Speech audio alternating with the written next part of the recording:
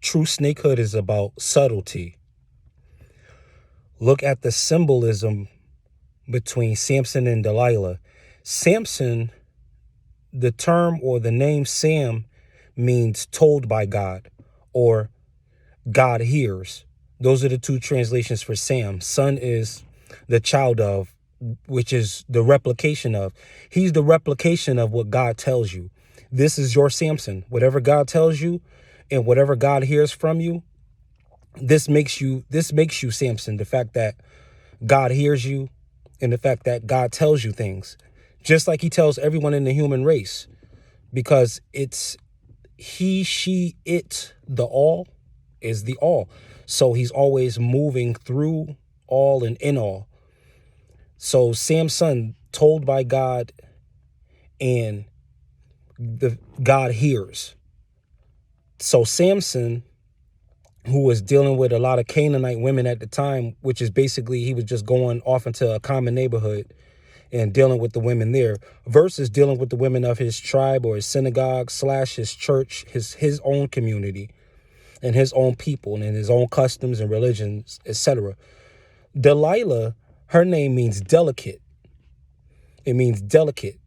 So the subtlety of her delicacy is what got the best of Samson. She was delicate with him. Delilah, she was delicate with him. And so the subtlety of the serpent, if that serpent should be against you, it will be with subtle tactics and subtle means, behind the scenes, throwing their stones and hiding their hand. Those subtle Luciferian energy stealing, energy siphoning agendas are serpentine. And the serpent is all about subtlety. Genesis says that he's the most subtle of the animals that God created, the most subtle of the creatures, in fact, that God created. So you're dealing with subtlety. You're dealing with Delilah in the Delilah realm spiritually, because we're dealing with delicacy. Look at what you can and cannot say. We're dealing with delicacy now. So we're dealing with Delilah. We are in the divine feminine. So Delilah would be the back half of the tree. And you could almost say that maybe Mary would be the front of the tree. But that's another conversation, dealing with, again, the Sephirotic and the Clephotic tree, which is the front and the back half of the tree of life.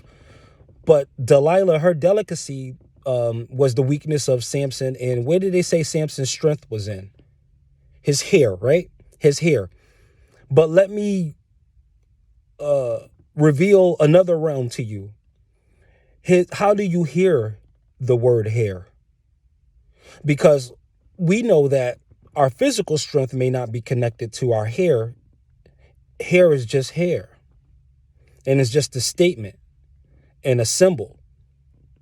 So his presence, his hair, his presence, his nowness, not his HAIR. That's how the story has it written.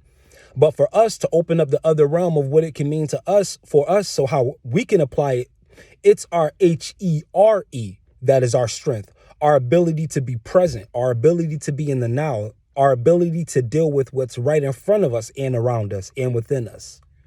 And that's going to give us a grasp or an inkling or a breadcrumb as to what is beyond us and what is above us. So we have to get in that vibration of knowing that the all-powerful hears you and tells you. He hears you and he speaks to you.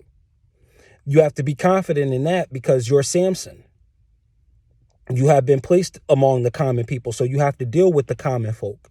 You're a Samson. And the realm and the matrix that you live in is called Delilah, because it's a very delicate infrastructure. Very delicate. Have to be very gentle. You have to be very careful.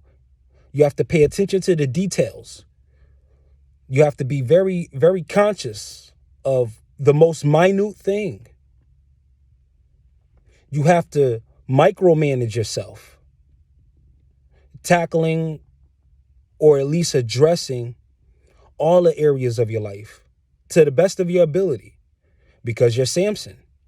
You both hear from divinity and you speak to divinity. in this Delilah delicate world. And your strength is in your ability to be present right here, right now.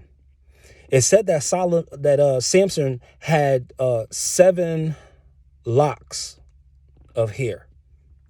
And this, again, you have the sevens, the candlesticks, the chakras, etc., the completion of the human unit energetically based on the container, of the physical body itself. That is the 7 locks. Your presence in the here and now is involving all of your energy centers. So you're here, your locks be 7. Hermetically sealed, your locks be 7. Your candlesticks be 7. Your torches be 7. Your energy centers be 7. In this delicate world, you have to be present in each of your locks. Each of your locks. So there's a lock over your hair. Your hair is locked. Your hair is sealed. So you have seals over your 7 energy centers, just like Samson has 7 locks in his hair. I keep wanting to say Solomon because I always think of Solomon and Sheba because it was really the tree of life version of this clephotic happening. Samson and Delilah is the back half of Solomon and Sheba, although they're 4 different people in 2 different stories. Solomon and Sheba is the light-hand side. Solomon told Sheba everything she wanted to know. All kinds of questions, enlightened her, taught her many things, and she brought spices. She brought fragrances far and wide. More fragrances and spices that could ever be counted. That's the positive side because the fragrance of positivity went out in accordance to him, Solomon, telling a woman everything he knows. And Sheba was already dignified. She didn't come to really get anything of material from him. Delilah, her agenda was of the Philistines. So that's the dark half. She was there for the purpose of destruction. Yes, delicate, but she was there for the purpose of destruction. Sheba, on the other hand, was not delicate, but she came in peace. Delilah was delicate, but she came with war. Sheba was strong-natured, but came with peace. She came to a man full of wisdom, and Delilah came to a man full of brute strength. Samson was a physical warrior. All of this is just one person. All of this is just a spiritual interplay of what goes on in our environment, in our dealings with people, in our dealings with ourselves. This is how it goes.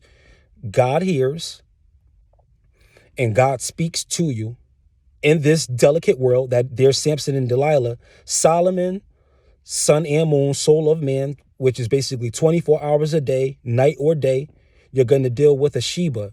And I'm not sure as to what Sheba's name means. I haven't looked that up personally, but I'm sure it must have something to do with dignity or spices. I mean, Sheba was from the land of Sheba. She had a whole land named after either her people or her father, I think, who possibly had the same name. So I think the name was given to her through her patriarchal line, possibly. But in either case, though, these stories, you want to break them down like this metaphorically and know what the names mean, because all of this stuff is happening. Every last story in the Bible is happening every day, all around the clock. It just doesn't look like it because if you read it like a novel, you're going to be looking for physical signs. And if you do that, it's going to be too late because there's a certain cycle of building and destroying, of beginnings and endings that's going to take place. And you're going to end up jumping the gun and not understanding the lesson that is a ripple. The world always begins and ends. A master always comes and leaves. A leader is always raised up and then crucified. A person always dies and resurrects. A person is always born again and again and again and again and again. Every time you wake up, you're reborn. So you can wake up now.